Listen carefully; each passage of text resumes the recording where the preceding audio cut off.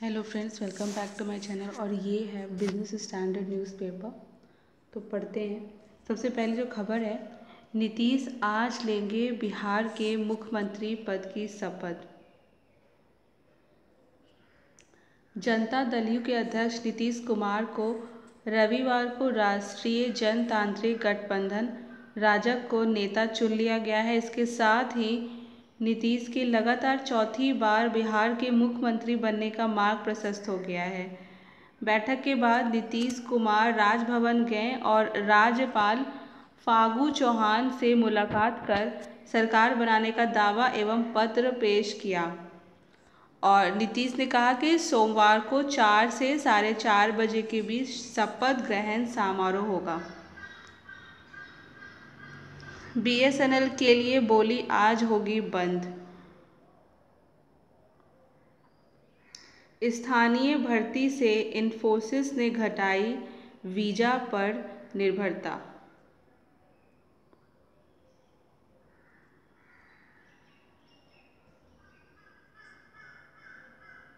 सुधार की राह पर तेजी से बढ़ रही निर्माण कंपनियां।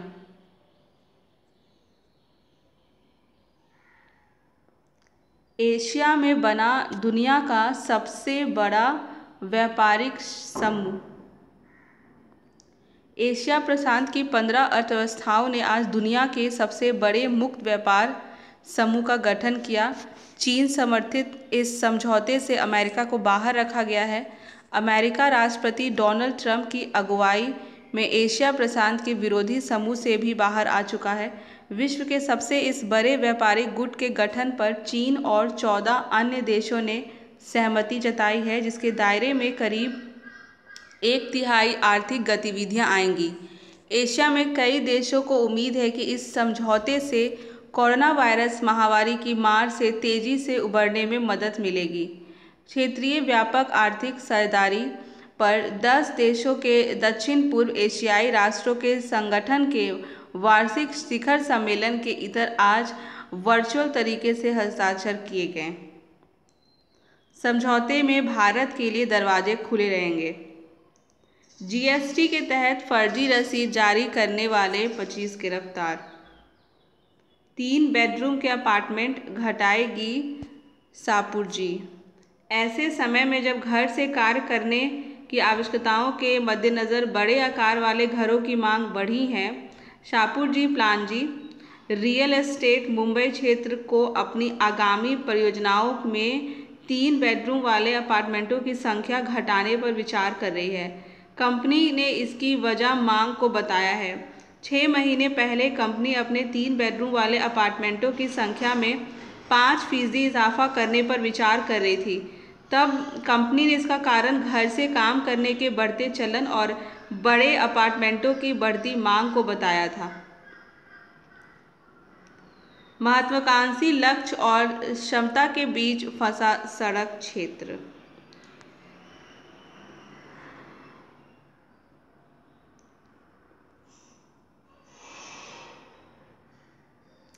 प्रदूषण के खिलाफ एकजुटता जरूरी।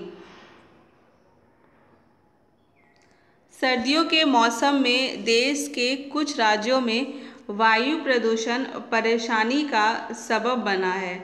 देश सारी दुनिया में प्रकृति प्रधान और सस्य श्यामला वसुंधरा के सौंदर्य से प्रसिद्ध है। उसकी छवि को हमने अपने स्वार्थ के लिए प्रदूषण बढ़ाकर खराब करने का काम किया है, लेकिन फिर भी माना कि सरकारों की गलत नीतियां प्रदूषण के लिए जिम्मेदार है। लेकिन क्या हम खुद प्रदूषण से होने वाले नुकसान को ध्यान में रखते हुए इसकी रोकथाम के लिए कुछ प्रयास नहीं कर सकते? प्रदूषण के कारण हमें कोई जानलेवा बीमारी होती है तो क्या उसकी परेशानी सरकार को होगी या हमें होगी? क्या हम उन कायदे कानूनों का गंभीरता से पालन करते हैं जो सरकार प्रदूषण की रोकथाम के लिए बनाती है? शायद नहीं। दिल्ली सरकार जब गाड़ियों को चलाने के लिए सम विषम योजना शुरू करती है तब उसका विरोध क्यों किया जाता है? विरोध इसलिए किया जाता है क्योंकि हम सफ़र के लिए अपनी सहूलियत देखते हैं और सार्वजनिक वाहनों का प्रयोग करना अपनी शान के खिलाफ समझते हैं। प्रदूषण की समस्या की हम परवाह नहीं करते। जिस तरह देश में प्रदूषण सिर दर्द बनता जा रहा है, उसके लिए तो हमें जागरूकता अभियान चलते रहना चाहिए।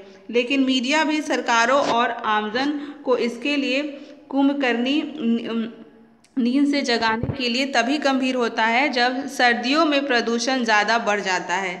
जब तक हम सभी इस संकीर्ण मानसिकता को नहीं त्यागते कि मेरे एक अकेले के प्रदूषण को बढ़ने से रोकने के उपाय से कुछ नहीं होगा। सरकारें, प्रशासन भी प्रदूषण समस्या को लेकर केवल बातें ही नहीं करेगी, बल्कि उन पर गंभीरता से काम नहीं करेगी और ना ही इस समस्या पर राजनीति करना बंद करेगी। तब तक प्रदूषण के खिलाफ लड़ाई कमजोर ही रहेगी। पिछले कुछ वर्षों से देश के उत्तर भारत के कुछ राज्यों में जो आजकल प्रदूषण बढ़ता है, उसका एक कारण पराली जलाना भी बताया जाता है और इससे निपटने के लिए कुछ बुद्धिजीवी और अन्य लोग यह सलाह देते हैं कि किसानों को धान की जगह अन्य फसलें उगानी चाहिए। लेकिन वे भूल जाते हैं कि कुछ किसान तो गेहूं के अवशेष को भी जलाकर प्रदूषण बढ़ाते हैं। तो क्या गेहूं की खेती भी बंद कर देनी चाहिए? शारीरिक दूरी का पालन करें लोग। प्रधानमंत्री नरेंद्र मोदी ने कोरोना संक्रमण को रोकने के लिए जान है तो जहान है का नारा दिया है। इसकी रोकथाम के लिए सावधानी है, बचाव है। लोगों को शारीरिक दूरी बनाए रखने एवं चेहरे पर मास्क की अनिवार्यता बताई गई है। लोगों को ऐसे नियम स्वेच्छा से अपनाना चाहिए। प्रायः लोग चेहरे पर मास्क लगाने में कोताही बरतते हैं, या भी कह सकते हैं कि वे अपनी आदत नहीं बदलना चाहते। चेहरे पर मास्क लगाने से संक्रमित हवा सांसों के जरिए शरीर पर प्रवेश नहीं कर पाती है। वहीं शारीरिक दूरी का पालन करने से भी किसी संभावित संक्रमित व्यक्ति से बचाव का एक तरीका भी है। जो लोग नियमों का पालन करते हैं वह सरकार के साथ हैं और जो पालन नहीं करते हैं वे दंड भुगतने के लिए तैयार हैं। सरकार के नियमों का पालन करना हर नागरिक की नैतिक जिम्मेदारी होनी चाहिए। चीन पर मोदी की समझ आधी सही आधी गलत। पूर्वी लद्दाख के हालत पर चिंताजनक ढंग से नज़र रखते हुए एक सच कहना ज़रूरी है। अपने कार्यकाल के पहले 5 वर्ष में प्रधानमंत्री नरेंद्र मोदी ने वैसी ही रणनीतिक चूक की जैसे नेहरू ने की थी। आगे हम चर्चा करेंगे कैसे मोदी की यह गलती नेहरू की 1955-62 की चूक की तुलना में आधी है। हम तार्किक ढंग से यह मान लेते हैं कि सन 2014 की गर्मियों में जब मोदी ने पूर्ण बहुमत से सरकार बनाई तो उन्हें पूरा भरोसा था कि उनके कार्यकाल में कोई जंग नहीं होगी। वैसे भी देशों के बीच बड़ी जंगों का युग समाप्त हो चुका है। हमें नहीं पता कि मोदी के करीबी लोगों ने ने उन्हें अमेरिकी स्तंभकार टॉम फ्रीडमैन के गोल्डन आर्चेज वाली दलाल से परिचित कराया था या नहीं, जिसमें उन्होंने कहा था कि जब 2 देशों में मैकडॉनल्ड के रेस्टोरेंट खुल जाते हैं तो वे आपस में नहीं लड़ते। यानी अब आप एक वैश्विक व्यवस्था का हिस्सा बन जाते हैं। एक दूसरे की बॉन्ड कीमतों से आपके स्वार्थ जुड़ जाते हैं तो आप आपस में जंग नहीं करते। इसे थोड़ा विस्तार से समझते हैं। जब देश विश्व अर्थव्यवस्था में महत्वपूर्ण रूप से शामिल हो जाते हैं, तो जैसे भारत और चीन हैं, तो वे सशस्त्र संघर्ष के आर्थिक नुकसान कहीं अधिक होते हैं। इस नई व्यवस्था में बड़े देशों के बीच एक नए किस्म की स्थिरता का उभार हुआ।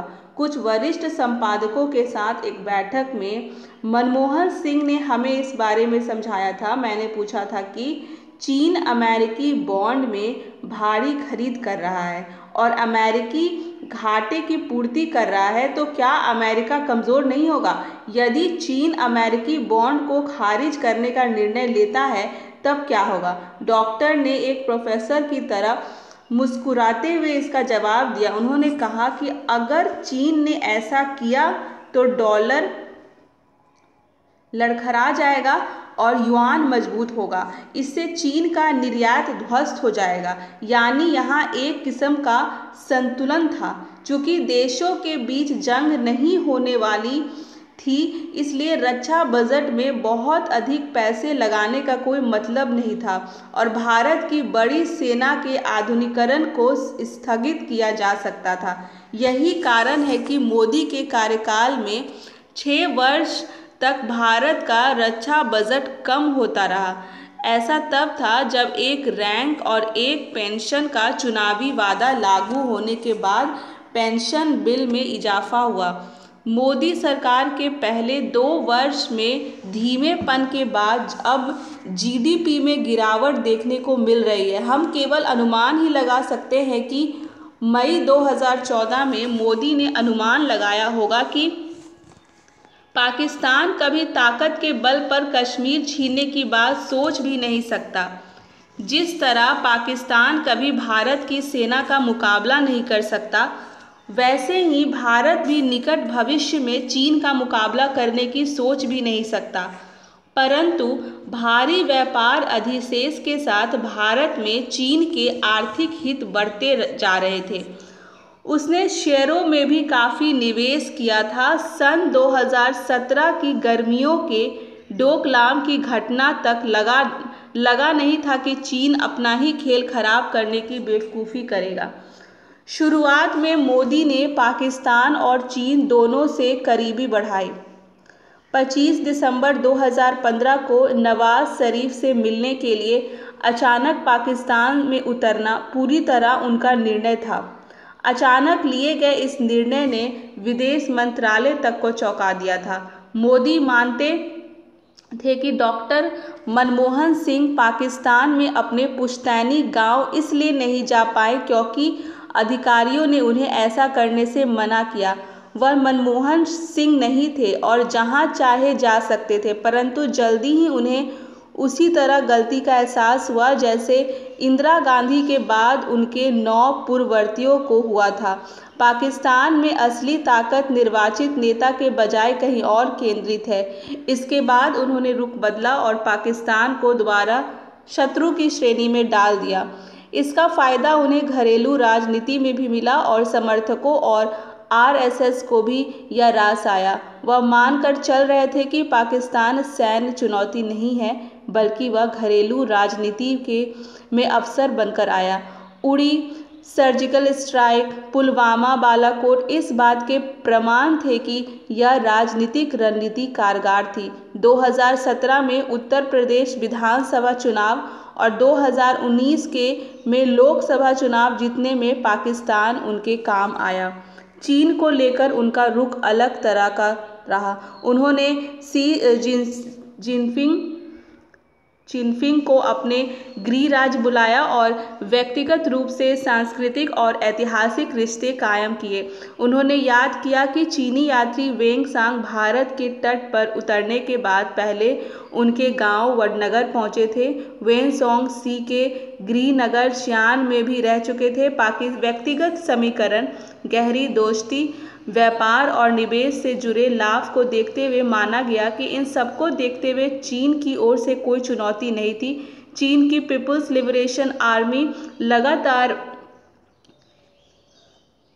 लद्दाख के चुमूर क्षेत्र में वास्तविक नियंत्रण रेखा का उल्लंघन कर रही थी। तब माना गया कि शायद यह पीएलए के जनरलों की कारस्तानी हो और चिनफिंग को यह जानकारी न हो। यह सोच पाकिस्तान के साथ जुड़े अनुभवों का परिणाम था। लेकिन भ्रम तब टूटा जब चुमर के घटनाक्रम में शामिल जनरलों को दंडित करने के बजाय पदोन्नत किया गया। एक के बाद एक शिखर वार्ताएं चलती रही। डोकलाम एक चेतावनी थी, लेकिन वुहान बैठक ने फिर यह धारणा मजबूत की कि चीन से कोई प्रत्यक्ष सैन्य खतरा नहीं है। पाकिस्तान की अपनी सीमा थी, इसलिए सैन्य व्यय को रोके रखा गया। कुछ नई चिंताएं अवश्य थी और इसके चलते राफेल खरीद प्रक्रिया में तेजी लाई गई। इसके बावजूद वायु सेना द्वारा मांगे गए 65 से घटाकर खरीदे जाने वाले विमानों की तादाद 36 कर दी गई। यही कमी इसी भरोसे पर की गई कि युद्ध की कोई आशंका नहीं है। बालाकोट हमला और इसके बाद हुई झड़प से तो यह स्पष्ट हो गया कि भारत ने बढ़त गंवानी शुरू कर दी है। पाकिस्तानी वायु सेना ने बियॉन्ड विजुअल रेंज मिसाइल हासिल कर भारत को पीछे छोड़ दिया। एयरबॉर्न अर्ली वार्निंग संसाधनों के मामले में वह भारत से आगे निकल गया, परंतु इसे पाकिस्तान के संदर्भ में ही देखा गया। हालांकि सीमा पर बुनियादी ढांचे का विकास तेज हुआ, लेकिन यह चीन को ध्यान में रखकर नहीं किया जा रहा था। यह मामला इस वर्ष 20 अप्रैल तक प्राथमिकता में नहीं था, जब चीन ने हिंसात्मक घटनाओं के साथ काफ़ी हद तक घुसपैठ भी की। चीन ने ऐसा क्यों किया? यह समय क्यों चुना? क्या कश्मीर के हालात में बदलाव और अक्साई चीन पर दावा दोहराने से चीन को उकसावा मिला? यहाँ हम मूल मुद्दे पर लौटते हैं। मोदी ने नेहरू के समान रणनीतिक चूक की और सोचा कि अभी युद्ध नहीं हो सकता और आर्थिक हितों को देखते हुए चीन से कोई सैन्य जोखिम नहीं है। परंतु हमने इसे आधी गलती क्यों कहा? क्योंकि उनका यह सोचना सही था कि पारंपरिक युद्ध असंभव है, यानी वह आधे सही थे, परंतु शांति स्थापना को लेकर उनकी समझ गलत थी। भारत को सप्रग सरकार के एक दशक के अनिर्णय के बाद रक्षा बजट बढ़ाना पड़ा। हमारे क्षेत्र में शांति के लिहाज से अहम यह है कि पाकिस्तान पर श्रेष्ठता कायम रखी जाए और चीन के साथ प्रतिरोधक रुख बनाए रखा जाए, परंतु सैन्य क्षमता में निवेश की कमी से दोनों बातें प्रभावित हुई। चीन की इन बातों पर नज़र थी। वाजपेयी ब्रजेश मिश्रा की दबाव की कूटनीति को याद कीजिए। इसमें पाकिस्तान पर भारत की निर्णायक सैन्य श्रेष्ठता की बात भी शामिल थी। उन्होंने यह भी कहा था, दबाव की कूटनीति की सफलता के लिए युद्ध का खतरा एकदम वास्तविक लगे। शायद चीन लद्दाख में हमारे साथ वही कर रहा है। हमारी सेना ने कैलाश क्षेत्र में जो जवाब दिया उससे स्पष्ट है कि यह 1962 का भारत नहीं है, परंतु हालिया समझौतों के बाद जब हम अमेरिका से आपात परिस्थितियों में जाड़े का पहनावा खरीदते हैं तो हम एक बार फिर भूल ही करते हैं।